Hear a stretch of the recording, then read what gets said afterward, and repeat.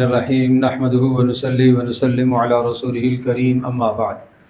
5ویں پارے میں مکمل سورۃ النساء ہے اور سورۃ النساء چوتھے پارے سے شروع ہو کر چھٹے میں جا کے ختم ہوتی ہے، اور اس سورہ مبارکہ میں بڑے اہم مضامین اور احکام ہیں۔ کچھ احکام تو گزشتہ کل ہم ذکر کر چکے تھے، اور ان احکامات میں سے ایک حکم معاشرتی زندگی سے متعلق یہ آیا کہ ایک دوسرے کے مال ناحق طریقے سے مت کھایا کرو۔ کسی کی اجازت کے بغیر کسی کی چیز کھانا، کسی کا مال ہڑپ کرنا، کسی کے مال پر قبضہ کرنا اور کسی کی جائیداد پر قبضہ کرنا، اپنی بہن کی جائیداد پر قبضہ کرنا کسی طرح سے تمہارے لیے جائز نہیں ہے۔ جو شخص ایسا کرے گا، ناجائز اور ظلماً کسی کا پیسہ دبائے گا، اس کے پیٹ میں جہنم کی آگ بھری جا رہی ہے۔ اور اگر تم کبائر سے، بڑے گناہوں سے اپنے آپ کو بچاؤ گے تو ہم تمہاری چھوٹی چھوٹی زندگی کو خود درگزر کرتے رہیں گے، معاف کرتے رہیں گے۔ اس مبارک صورت میں گھریلو زندگی سے متعلقہ اہم احکام ہیں۔ ان میں سے ایک یہ ہے کہ اگر بیوی میں بگاڑ آ جائے تو اس کے سدھار کے کیا طریقے ہیں، شوہر بگڑ جائے تو اس شوہر کے سدھار کے کیا طریقے ہیں۔ دونوں اصولوں کو اللہ پاک ذکر فرما رہا ہے۔ چنانچہ فرمایا الرجال قوامون علی النساء۔ سب سے پہلا اصول تو یہ سمجھنا چاہیے کہ گھر کی زندگی میں مرد حکمران ہوا کرتا ہے، اور اگر گھر کی حکمرانی مرد کے پاس رہے گی اور عورت بحیثیت مشیر ہو کر ساتھ زندگی گزارے گی تو جہاں پر اختلاف آ جائے اور لڑائی اور جھگڑے کی نوبت آ جائے وہاں مرد کی رائے کو ترجیح دی جائے تو معاملہ چلتا رہے گا۔ پھر بھی فرمایا کہ اگر عورت نافرمان ہو جائے تو اس کو سمجھاؤ، پیار محبت سے سمجھاؤ، واعظ کرو، نصیحت کرو، اخلاق کے دائرے میں رہتے ہوئے سمجھاؤ، ذلیل اور رسوا نہ کرو۔ اگر سمجھانے سے بات قابو میں نہیں آتی تو پھر ارشاد فرمایا کچھ وقت کے لیے بستر جدا کر دو، علیحدہ علیحدہ کمرہ علیحدہ کر دو۔ یہ طلاق نہیں ہے، گھر کے اندر ہی کچھ ناراضگی کا اظہار کرو۔ یہ عورت پر شاق گزرے گا اور ناگوار گزرے گا، وہ اپنی اصلاح کر لے گی۔ اگر اس سے بھی بات قابو میں نہیں آتی تو تیسری صورت بتائی وَضْرِبُوهُنَّ، مناسب سزا بھی دے سکتے ہو، مگر سزا کی شرط لگائی حدیث میں۔ ایسی زوردار مارنے کی اجازت نہیں ہے کہ ہڈی ٹوٹے، ایسی مار نہیں کہ نشان پڑ جائے، ایسا نہیں کہ چہرے کے اوپر مت مارنا۔ اس چہرے کو اللہ نے اپنے ہاتھوں سے بنایا ہے، چہرے پر تھپڑ مت مارنا، اس کی تو سخت ممانعت آئی ہے، اس کی تو سخت ممانعت آئی ہے، چہرے پر مت مارنا۔ اور عرض کیا کہ ہڈی نہ ٹوٹے، زخم نہ لگے، چوٹ نہ پڑے، اس طرح کی مار دے سکتے ہو، مگر وہ بھی پہلے دن نہیں بھائی، پہلے دن نہیں۔ اس کے لیے پہلے آپ نے واعظ کیا ہے، سمجھایا ہے عورت کو، اور نمبر 2 بستر جدا کیا ہے۔ یہ 2 کام کرنے کے بعد اگر یہ 2 کام ناکام ہو گئے تو پھر تیسرے عمل پر آ سکتے ہو کہ پٹائی کر سکتے ہو۔ پہلے دن سے پٹائی کی اجازت نہیں ہے۔ آپ علیہ السلام نے کبھی بھی اپنی کسی بیوی پر آپ نے از خود نہیں ہاتھ اٹھایا۔ 9 بیویاں آپ کی جب آپ دنیا سے گئے، کبھی بھی آپ نے کسی بیوی پر ہاتھ نہیں اٹھایا، کبھی بھی آپ نے کسی بیوی کو گالی نہیں دی، کبھی بھی آپ نے کسی بیوی کو کوسا تک نہیں ہے، کبھی بھی آپ نے کسی بیوی کو ذلیل اور رسوا نہیں کیا۔ حضرت صلی اللہ علیہ وسلم نے ہمیشہ عزت دی ہے۔ اور پھر اس کے بعد فرمایا فَإِنْ أَطَعْنَكُمْ فَلَا تَبْغُوا عَلَيْهِنَّ سَبِيلًا۔ ان 3 کاموں کے بعد اگر بیوی فرمانبردار بن جاتی ہے تو خبردار اب اس کے مارنے کے بہانے مت تلاش کرنا، اس کو بے عزت کرنے کے بہانے مت تلاش کرنا۔ اور پھر بھی اگر معاملات نہیں سدھر رہے اور یہ 4 اصول آپ نے اپنا لیے تو اب یہ ہے کہ فَبْعَثُوا حَكَمًا مِّنْ أَهْلِهِ وَحَكَمًا مِّنْ أَهْلِهَا۔ ایک لڑکی کے خاندان کا آدمی، ایک مرد کے خاندان کا آدمی بیٹھ جائے، ان دونوں کو بھی بٹھاؤ، دونوں کی شکایات سنو اور دونوں کے معاملات کو حل کرنے کی کوشش کرو۔ اگر حل کرنے کی نیت سے بیٹھو گے تو اللہ صورت پیدا کر دے گا اور معاملہ حل کر لو۔ اگر حل نہیں ہو رہا تو پھر اس کے بعد بتایا اب 1 طلاق دے دو، 3 نہیں، 2 نہیں، 1 طلاق دے دو، پاکی کی حالت میں دے دو۔ ناپاکی کی حالت میں دینے کی اجازت نہیں ہے، پاکی کی حالت میں، وہ پاکی جس میں مرد عورت کے قریب نہ گیا ہو، اس پاکی کی حالت میں طلاق دے دو۔ یہ پورا شریعت نے ایک نظام سمجھایا ہے گھریلو زندگی کا، بیوی کو رکھنے کا ایک نظام اسلام دیتا ہے، قرآن یہ نظام دیتا ہے۔ ایسا نہیں ہے کہ کوئی جانور تم گھر گئے خرید کے لے آئے اور جب چاہا اس کو دھکے دے کے باہر نکال دیا اور جب چاہا جناب اس کے سامنے چارہ ڈال دیا اور جب چاہا اس کو ذبح کر کے کھا گئے۔ نہ، یہ شریکہ حیات ہے، اس کے اصول ہیں، اس کے قانون ہیں۔ ادھر سمجھایا کہ اگر عورت یہ سمجھے کہ شوہر میری بات نہیں سنتا اور یہ جناب اعراض کر رہا ہے، میرے حق نہیں ادا کر رہا، تو اس کو عورت کو سمجھایا کہ تم کیا کرو، کوشش یہ کرو کہاں تک تم برداشت کر سکتی ہو۔ اس بات کو ذرا سمجھنا بڑا اہم نقطہ ہے کہ ایک عورت کو کہاں تک برداشت کرنا چاہیے۔ پہلے عورت اس بات کو سمجھے کہ کیا بیوی بن کر رہنا وہ زیادہ بہتر ہے یا تنہا زندگی گزارنا زیادہ بہتر ہے؟ عورت کے لیے بیوی بن کر زندگی گزارنا یہ اچھی خصلت ہے، یہ اچھی بات ہے، اس میں اس کے لیے عزت ہے، اس میں اس کے لیے نیک نامی ہے۔ لہٰذا اصلاح کا طریقہ تم مار نہیں سکتی ہو، تم ہاتھ نہیں اٹھا سکتی ہو، نہ تمہیں ہاتھ اٹھانے کی اجازت، نہ تمہیں گالی دینے کی اجازت۔ تم یہ کر لو کہ اپنے کچھ حقوق چھوڑ دو، کچھ حقوق چھوڑ دو تو اسے خیال آ جائے گا اور وہ تمہارے سے محبت کرے گا۔ اپنے حقوق چھوڑ دو، کچھ ازدواجی حق چھوڑ دو، کچھ مالی حق چھوڑ دو، اس لیے کہ مرد کو جب یہ پتہ چلے گا کہ نہ تو یہ مجھ سے مال کا مطالبہ کر رہی ہے، نہ کسی اور حق کا مطالبہ کر رہی ہے، تو وہ ستانے سے، تنگ کرنے سے باز آ جائے گا اگر اس کے اندر غیرت ہوئی تو۔ اور اگلا جملہ سنیے گا، پھر فرمایا وَلَن تَسْتَطِيعُوا أَن تَعْدِلُوا بَيْنَ النِّسَاءِ وَلَوْ حَرَصْتُمْ، اور اگر تمہاری ایک سے زیادہ بیویاں ہیں تو ایسا نہ کرنا کہ مکمل طور پر تم ایک کی طرف مائل ہو جاؤ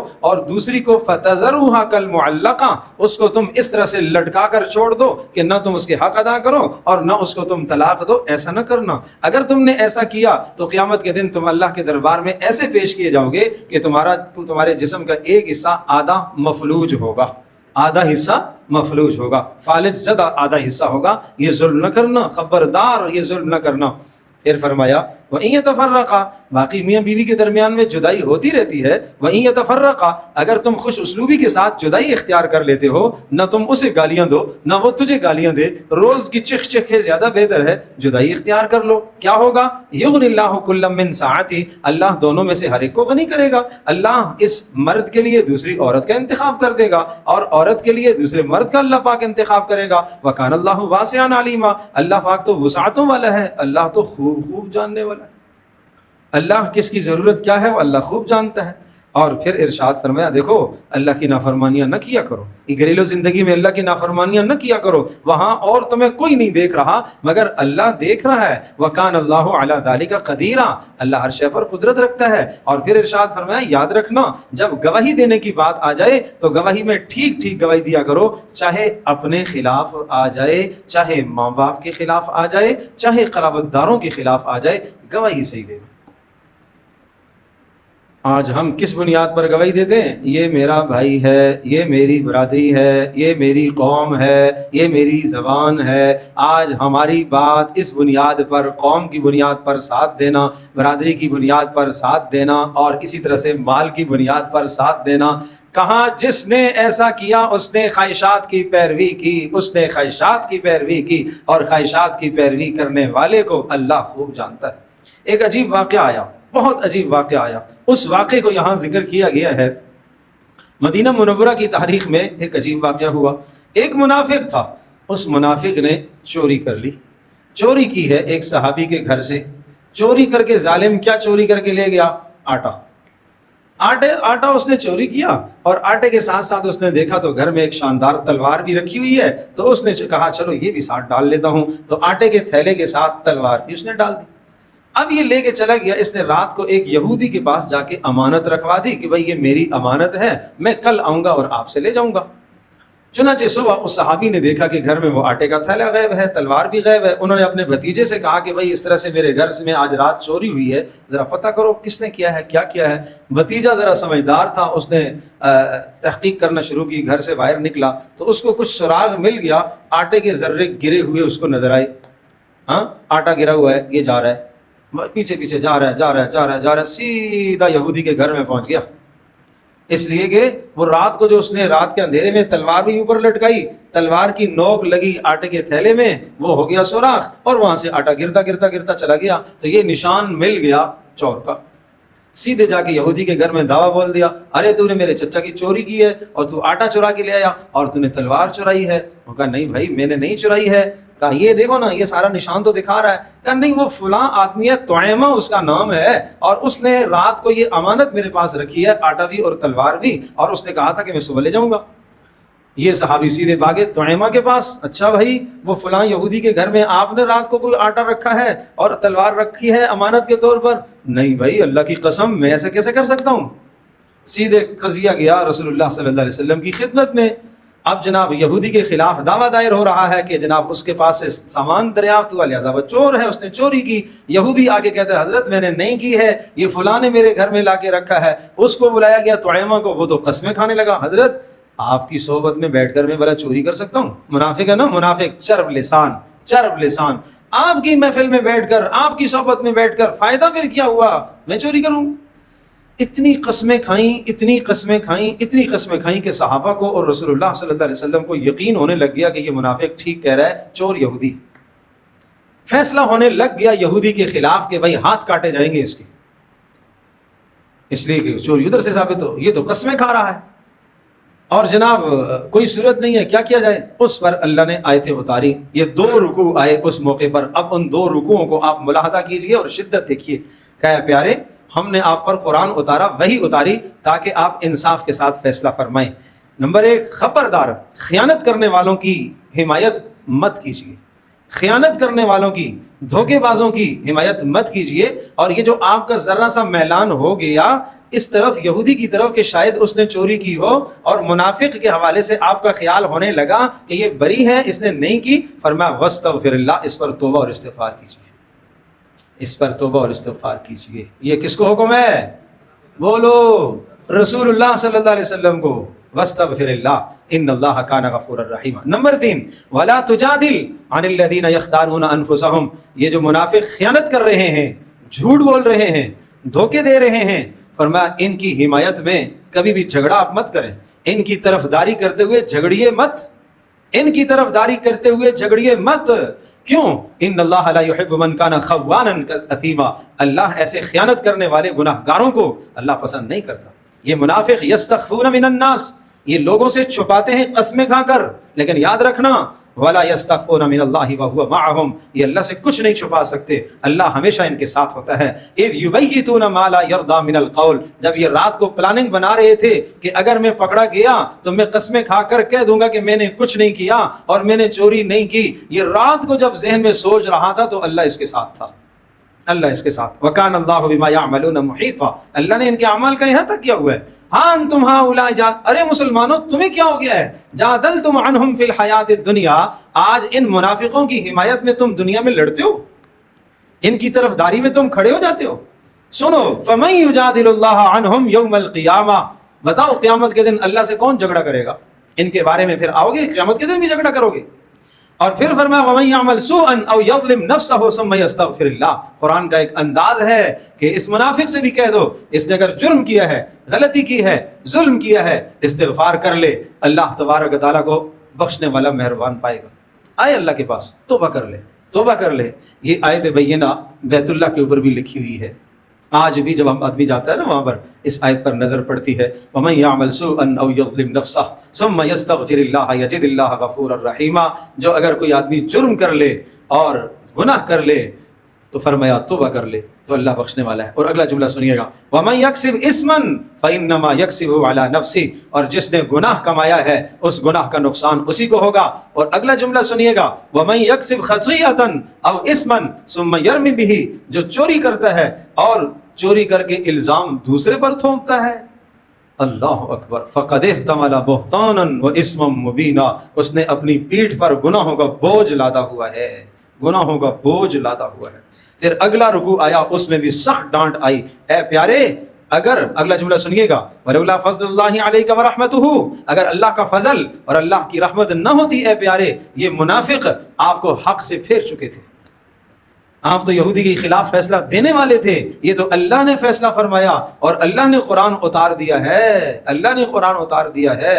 لا خیر فی کثیر من نجواہم، خبردار 2 آدمی 3 آدمی مل کر ٹولیاں بنا کر سرگوشیاں مت کیا کرو. فرمایا جو جب تم 2 مل کر بیٹھتے ہو، 3 مل کر بیٹھتے ہو، ان تمہاری سرگوشیوں میں کوئی خیر نہیں ہے. ہاں سرگوشی صرف اس لیے کرو اگر کسی نے کسی کو صدقے کا حکم دینا ہے، کسی نے کسی کو خیر کی بات بتانی ہے، اور کسی نے 2 آدمیوں کے درمیان میں صلح کرانی ہے تو یہ سرگوشی کر سکتے ہو. اس کے علاوہ تمہاری کسی سرگوشی میں کوئی خیر نہیں. بچ جاؤ ان سرگوشیوں سے. پھر عجیب بات، پھر مزید نشانیاں سمجھائیں منافقوں کی. چونکہ معاشرہ اسلامی معاشرہ ہے، اس میں ایسے لوگ آ سکتے ہیں آپ کے گھر کے اندر، آپ کے محلے میں، جن سے آپ کو دھوکہ لگ سکتا ہے. تو فرمایا آؤ تمہیں ایسے نشانیاں سناتے ہیں کہ جن سے تم پہچانو منافقت کو پہچانو. فرمایا نمبر 1 تو یہ ہے کہ کافروں کے ساتھ، ظالموں کے ساتھ وہ دوستیاں رکھتے ہیں، وہ ان کے پاس عزت چاہتے ہیں. کافروں کے پاس، یہودیوں کے پاس، نصرانیوں کے پاس دوستیاں لگا کر ان سے وہ عزت چاہتے ہیں۔ نمبر 2، قرآن کا، دین کا مذاق اڑاتے ہیں۔ فرمایا جب مذاق اڑانے کی کوئی مجلس تمہیں نظر آ جائے خبردار اس مجلس میں مت تم بیٹھنا، اگر تم بیٹھو گے تو تم بھی ظالم شمار کیے جاؤ گے۔ اور اللہ ایسے منافقوں کو اور استہزاء کرنے والوں کو، مذاق اڑانے والوں کو قیامت کے دن ایک جگہ پر جہنم میں جمع کرے گا۔ تیسری نشانی، یہ منافق یتربصون بکم، یہ تمہارے اوپر مصیبت آنے پر خوش ہوتے ہیں، منتظر رہتے ہیں کہ کب تمہارے اوپر مصیبت آئے، اور جناب یہ تالیاں بجاتے ہیں۔ اور آج کا میڈیا وہ یہی تو ہے، ادھر نشر کرو، ادھر نشر کرو، ادھر شور کرو، ادھر ہنگامہ کرو۔ اور پھر فرمایا ایک اور نشانی سنو، ان المنافقین یخادعون اللہ، اللہ کو دھوکہ دینا چاہتے ہیں۔ اور وَإِذَا قَامُوا إِلَى الصَّلَاةِ قَامُوا كُسَالَىٰ، اور جب یہ نماز میں آتے ہیں تو بڑی سستی کے ساتھ آتے ہیں، اور یہ اعمال میں دکھلاوا کرتے ہیں، اور یہ اللہ کو نہیں یاد کرتے، اور یہ تذبذب میں ہیں، ہمیشہ اضطراب میں ہیں، نہ ایمان والوں کی طرف مکمل رجحان نہ کافروں کی طرف مکمل رجحان، یہ ہمیشہ جہاں ان کو اپنا مفاد نظر آتا ہے یہ ادھر جاتے ہیں۔ اور آخر میں فرمایا ہاں اگر کوئی منافق توبہ کر لیتا ہے اور اپنے اعمال کو بہتر کر لیتا ہے اور اللہ اور اس کے رسول کے ساتھ اپنی دوستی کو پکا کر لیتا ہے تو اللہ تبارک و تعالیٰ اس کو ایمان والوں کے ساتھ قیامت میں اٹھائے گا۔ اور اللہ تبارک و تعالیٰ کو تمہیں عذاب دینے سے کوئی غرض نہیں ہے، اگر تم صحیح ہو کر چلو گے تو اللہ کو تمہیں عذاب دینے سے کوئی خوشی نہیں ہوتی۔ تو یہ اس لیے سمجھایا کہ آپ اپنے معاشرے میں سمجھ سکو، دیکھو کہیں یہ برائیاں میرے اندر تو نہیں پائی جا رہی ہیں۔ پھر اسی طرح سے شیطان کا بہکاوا ذکر فرمایا، اور بڑی عجیب آیات ہیں، جن آیات میں یوں سمجھو کہ شیطان نے جال پھیلائے ہوئے ہیں۔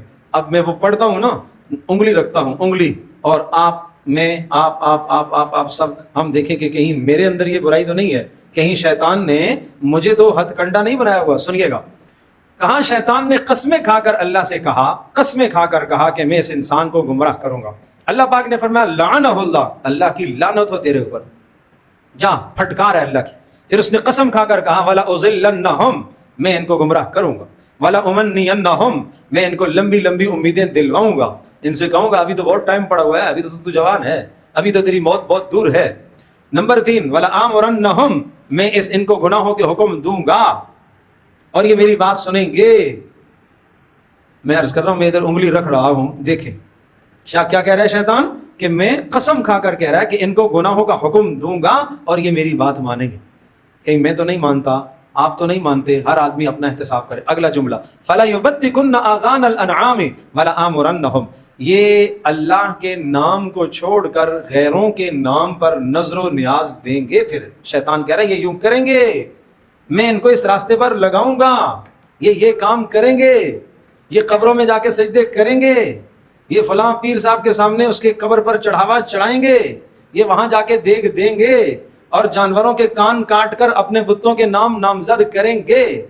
وَلَا آمُرَنَّهُمْ، اور شیطان قسم کھا کے کہتا ہے میں ان کو حکم دوں گا، پھر یہ کیا کریں گے، فَلَا يُغَيِّرُنَّ خَلْقَ اللَّهِ، یہ اللہ کی تخلیق کو بدل ڈالیں گے۔ اب سنیے گا فَلَا يُغَيِّرُنَّ خَلْقَ اللَّهِ، اللہ کی تخلیق کو بدل ڈالیں گے، اللہ کی تخلیق کو بدل ڈالیں گے۔ قرآن نے 1400 سال پہلے بات کی ہے، آج آ رہی ہے۔ جس کو اللہ نے مرد بنایا وہ عورت بننے کی کوشش کرے گا، جس کو عورت بنایا وہ مرد بننے کی کوشش کرے گا۔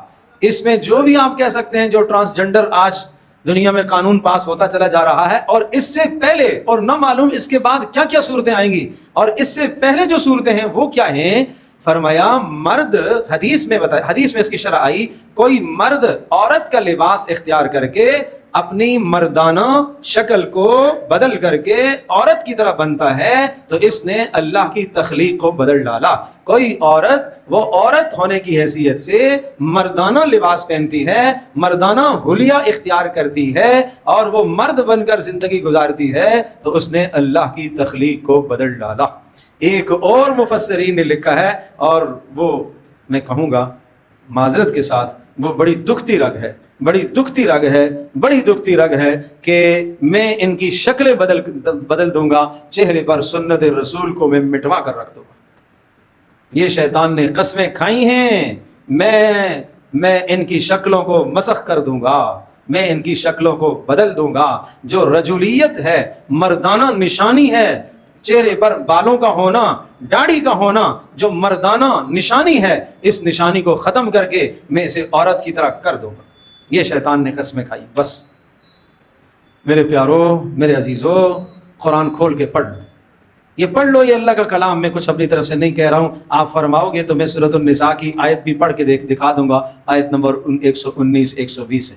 فرمایا اولئک مأواہم جہنم، ایسے لوگوں کا ٹھکانہ پھر جہنم ہے، ولا یجدون عنہا محیصا، اور جی وہاں سے بھاگ نہیں سکتے۔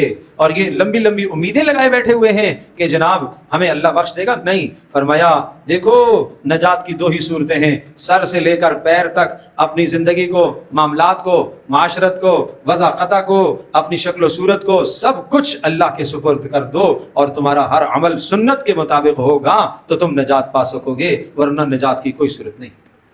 یہ قرآن کی آیت نمبر بتا رہا ہوں 125۔ افلا یتدبرون القرآن ام علی قلوب اقفالها، کیا ہو گیا ہے؟ دل پر تالے پڑ گئے ہیں۔ آیت نمبر 82۔ افلا یتدبرون القرآن، قرآن کریم کے اندر یہ جو مضامین ہم نے بیان کیے ان میں غور و فکر کیوں نہیں کرتے؟ کیا دلوں میں تالے لگ گئے؟ دل بند ہو گئے؟ کیا ہو گیا ہے؟ وَلَوْ كَانَ مِنْ عِنْدِ غَيْرِ اللَّهِ، ارے اللہ کے بندو، اگر اللہ کے علاوہ کسی اور کی طرف سے یہ ہوتا، یہ کلام گھڑا ہوا ہوتا، خود کوئی گھڑ کر لاتا، معاذ اللہ نبی گھڑ کر لاتا، تو یہ ایسا کلام ہوتا؟ یہ 1400 سال سے اسی طرح سے باقی ہے اور اسی طرح سے برقرار ہے، تمہیں نہیں اندازہ؟ میں ایک مثال، اس وقت جو ہم قرات کر رہے تھے اور تلاوت کر رہے تھے، اور میں جب تلاوت کر رہا تھا اس لفظ کے اندر مجھے اشتباہ ہو گیا۔ میں بات سمجھانا چاہ رہا ہوں، قرآن کریم کی بات سمجھانا چاہ رہا ہوں، اس میں تدبر کرا کرو۔ آیت پڑھی ان الذین کفروا بآیاتنا، وہ لوگ جنہوں نے ہماری آیات کا انکار کیا، سوف نصلہم نارا، اللہ کہہ رہا ہے ہم اسے جہنم میں ڈالیں گے۔ کلما نضجت جلودہم، جب بھی اس کے جسم، ان کی جسموں کی کھالیں جل جائیں گی، بدلناہم جلودا غیرہا لیذوقوا العذاب، اب ہم ان کی کھالوں کے دوبارہ تبدیل کریں گے، دوسری کھال لے آئے گی۔ اس لیے کہ آپ جانتے ہو نا کہ جسم پر جو کھال ہے اس کو تکلیف ہوتی ہے تو آدمی کو تکلیف محسوس ہوتی ہے، اور 25% کھال اگر جل جاتی ہے تو آدمی کی موت واقع ہو جاتی ہے۔ عبداللہ ابن عباس رضی اللہ تعالی عنہما فرماتے ہیں وہاں قیامت کے دن روزانہ آدمی کی کھال 100 مرتبہ بدلی جائے گی۔ اللہ قادر ہے نہ بدلے، مگر سمجھایا جا رہا ہے کہ اتنا سخت ترین عذاب ہوگا کہ یہ کھال جلے گی، اوپر دوسری لائی جائے گی، وہ جلے گی تیسری لائی جائے گی، وہ جلے گی چوتھی لائی جائے گی۔ کیوں؟ لیذوقوا العذاب، اس لیے کہ تاکہ عذاب بھگتیں۔ اب آگے لفظ آتا ہے ان اللہ کان عزیزا حکیما، اللہ غلبے والا ہے، حکمت والا ہے۔ میں نے پہلے لفظ پڑھ لیا ان اللہ کان سمیعا بصیرا، مگر مجھے خود سمجھ میں نہیں آیا کہ لفظ یہاں بیٹھتا نہیں ہے، کہ پیچھے عذاب کا تذکرہ ہے اور سمیعا بصیرا کی مناسبت جوڑ نہیں ہے اس لفظ کے ساتھ۔ دوبارہ جب میں نے پڑھا عزیزاً تک تو میں آ گیا، اور پھر مجھے سامنے لقمہ دیا اگلا لفظ حکیمہ، جب حکیمہ کا لفظ میں نے سنا تو 100% مجھے اطمینان ہو گیا، ہاں یہی لفظ ہے۔ کیوں؟ اس لیے کہ معنی کے ساتھ مطابقت۔ تو میرے عزیزو، اللہ قلیل جو کچھ معنی کو سمجھتا ہے تو پھر وہ اس طرح کی غلطیوں کا ادراک بھی کرے گا نا، جس کو نہیں پتا ہے تو وہ کیا ادراک کرے گا؟ اس کو تو ہم صرف رمضان میں کھولتے ہیں، پورا سال کون پڑھتا ہے اس کو؟ یہ اللہ کا کلام ہے، اسے سمجھو، اسے سیکھو، اسے پڑھو۔ پورا سال ہم اس پر الحمدللہ اپنی جان کھپاتے ہیں، اپنی محنت کرتے ہیں، اور الحمدللہ اب بھی رمضان کا مہینہ چل رہا ہے۔ کوشش میری ہوتی ہے، یہ تو آپ لوگوں کے سامنے تھوڑا سا خلاصہ میں بیان کرتا ہوں، میرے پاس طلبہ ہیں جن کو روزانہ ایک پارہ میں قرآن کا ترجمہ پڑھاتا ہوں۔ رات کو بھی سورہ مریم میں نے پڑھائی، مجھ سے بیٹھا نہیں جا رہا تھا، پھر میں نے کھڑے ہو کے پڑھائی، پھر کرسی پر بیٹھ کے پڑھائی، پھر نیچے بیٹھ کے پڑھائی، میری ہمت بالکل جواب دے گئی۔ لیکن میں نے کہا کہ چلو کوئی بات نہیں ہے، 1-1:30 بجے تک ہم لگے رہے رات کو۔ اس سے گزشتہ رات ہم نے پڑھا ہے 4 بجے تک ہم لگے رہے الحمدللہ۔ اور اس مزے کی بات بتاؤں، کل چونکہ سورہ مریم تھی، اس کا عنوان بھی ایسا تھا اور اس پر ہم نے اعلان بھی کیا، کوئی آئے اللہ کا بندہ آ کر سورہ مریم میں سمجھے اور سیکھے۔ انبیاء کا کردار اللہ نے اس میں بیان فرمایا ہے، 16 نبیوں کا تذکرہ ہے، تو مگر ایک آدمی بھی نہیں آیا۔ اور آج اگر اعلان ہو جائے چھوٹا گیٹ حنفیہ مسجد میں، جامع مسجد حنفیہ میں، اور یہاں کوئی پروگرام ہونے والا ہے، پھر جب یہاں سے میں گھر گیا تو میں نے سامنے گلی میں دیکھا تو اتنا مجمع جوانوں کا کرکٹ میں لگا ہوا، मस्त लगे हुए हैं, अरे जालिमों खेलो क्रिकेट, मना नहीं है, मगर वो जब छक्के पर हंगामा करते हो, जो पड़ोसी की नींद खराब होती है, जिसने सुबह ड्यूटी पर जाना है, वल्लदीन, बस मैं एक आयत समझाऊंगा, अगर किसी मेरे प्यारे जवान के समझ में आ गई तो ठीक, नहीं आ रही फिर समझो, वल्लदीन युज़ूनल मुमिनीन वल मुमिनाति बिगैरि मक्तसबु, जो मुसलमान मर्दों को और औरतों को बगैर किसी सबब के अजियत देता है, तकलीफ देता है, फरमाया उसने अपने कंधे पर गुनाहों को लादा हुआ है। ये शायद माना समझ में ना आए कि गुनाहों को लादा हुआ है। आप कहेंगे यहाँ तो बहुत कुछ हम दुनिया में लादते रहते हैं अपने कंधों पर, तो गुनाह लाद दिए तो क्या होगा। बस एक हदीस सुना के बात खत्म करता हूँ। फरमाया जो बगैर सबब के किसी को सजाएं देंगे ना जहन्नम में और इस दुनिया के अंदर, उनको जहन्नम में डाला जाएगा, उन पर सांप और बिच्छू मुसल्लत किए जाएंगे, और वो सांप और बिच्छू पूरा पूरा मुंह में ले लेंगे और उनको चबाएंगे ऐसे जैसे कुत्ता हड्डियां चबाता है, और फिर वो बाहर फेंकेंगे। जब बाहर फेंकेंगे तो फिर जिस्म ठीक हो जाएगा, फिर वो अंदर ले लेगा, फिर चबाएगा, कड़ कड़ की आवाज आएगी जैसे कुत्ता हड्डियां चबाता है। ये लोग पूछेंगे या अल्लाह ये किस जुर्म की सजा, तो जवाब आएगा वो जो दुनिया में तुम मुसलमान मर्दों और औरतों को तकलीफ दिया करते थे। मैं तैयार हूं, कहीं भी मैच है, मैं दुश्मन नहीं हूं जवानों का, वो मेरे प्यारे हैं, वो मेरे भाई हैं, वो मेरे दोस्त हैं, वो मेरे बच्चे हैं, मगर चूंकि हमारे माशरे के अंदर समझाने का भी फुकदान आ गया है, कमी आ गई है। मैं तैयार हूं, रात 2 बजे मुझे ले जाओ, रात 3 बजे मुझे ले जाओ, जहां मैच लगा हुआ है, मुझे किसी ने डंडे मारे, मुझे किसी ने पत्थर मारे, मैं सब खाने को तैयार हूं, मुझे ले जाओ, मैं बात करने को तैयार हूं। तो ये महीना इस मकसद के लिए नहीं आया, ये ज़िंदगी बदलने के लिए आया। अपनी ज़िंदगी बदलो, अपने जवानों की ज़िंदगी बदलो, अपने माशरे को बदलने की कोशिश करो। अल्हम्दुलिल्लाह रब्बिल आलमीन, वस्सलातु वस्सलामु अला सय्यिदिल अंबिया वल मुरसलीन व अला आलिहि व सहबिहि व उम्मती अजमाइन। अल्लाह हमारी इस मजलिस को कबूल फरमा, अल्लाह हमारी इस मजलिस को कबूल फरमा। अल्लाह जो बातें और अहकाम आज हमने सुने हैं, अमल करने की तौफीक अता फरमा। अल्लाह ये कुरान ये क्या कह रहा, अफला यतदब्बरूनल कुरान, क्यों नहीं गौर व फिक्र करते, क्या दिलों में ताले पड़े हुए। अल्लाह हमारे दिलों के तालों को खोल दे, अल्लाह हमारे दिलों के तालों को खोल दे। अल्लाह आखिरत समझने में जो हमारे सामने ताले लगे हुए हैं, पर्दे पड़े हुए हैं, अल्लाह इन पर्दों को दूर फरमा, अल्लाह इन पर्दों को हटा दे, अल्लाह आखिरत की हकीकत हमें समझा दे, अल्लाह आखिरत की हकीकत हमें समझा दे, इस मुबारक महीने की हकीकत हमें समझा दे। अल्लामा इब्न क़य्यिम रहमतुल्लाह अलैह इरशाद फरमाते हैं, अहले जन्नत से अगर अल्लाह पूछेगा बताओ तुम्हारी क्या तमन्ना है, तो अल्लाह से कहेंगे अल्लाह रमज़ान दे दे। आए हाय, अल्लाह रमज़ान दे दे। जन्नत में जाकर जन्नती भी रमज़ान की तमन्ना करेगा। ए प्यारे अल्लाह, इस रमज़ान की कदर करने की तौफीक अता फरमा। अल्लाह इस मुबारक महीने में हमारी ज़िंदगियों को बदल दे, अल्लाह हमारे दिलों को बदल दे, अल्लाह हमारे दिलों से कीना, बुग़्ज़, नफ़रत, हसद, खोट, अल्लाह ये सब साफ़ फरमा। अल्लाह हम कमज़ोर हैं, अल्लाह कमज़ोर हैं, अल्लाह कमज़ोर को ताकतवर की ज़रूरत होती है। तू कवी है, तू ताकतवर है, तू मुक़्तदिर है। ऐ रहमुर राहिमीन, तुम्हारी दस्तगीरी फरमा, तो हमारी मदद फरमा। अल्लाह हमारी इस मजलिस को हम सब के माँ बाप की बख्शिश का ज़रिया बना, अल्लाह हमारे वालिदैन की बख्शिश का ज़रिया बना, हमारे असातिज़ा की बख्शिश का ज़रिया बना, हमारे आइज़ा अक़रबा जो दुनिया से रुख़सत हो गए, अल्लाह उन सब की बख्शिश का ज़रिया बना।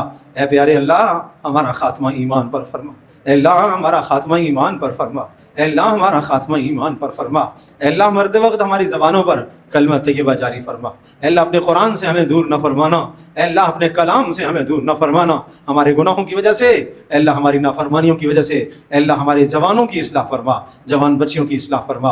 अल्लाह जो लगवियात में, फजूलियात में हमारे जवान मुब्तला हैं, सारी सारी रातें बर्बाद करते हैं, अल्लाह उनको कुरान की तरफ पलटने की तौफीक अता फरमा। अल्लाह खेल कूद जो सेहत के लिए जितना ज़रूरी है इतना इख्तियार करने की तौफीक अता फरमा। अल्लाह जो जिस्म के लिए वर्जिश हो इतना इख्तियार करने की तौफीक अता फरमा। अल्लाह उसके पीछे अपना ईमान बर्बाद करना, अमाल बर्बाद करना, रातों को तबाह करना, लोगों को अजियत देना, अल्लाह इससे हमारे जवानों की हिफाजत फरमा। वसल्लल्लाहु तआला अला खैर।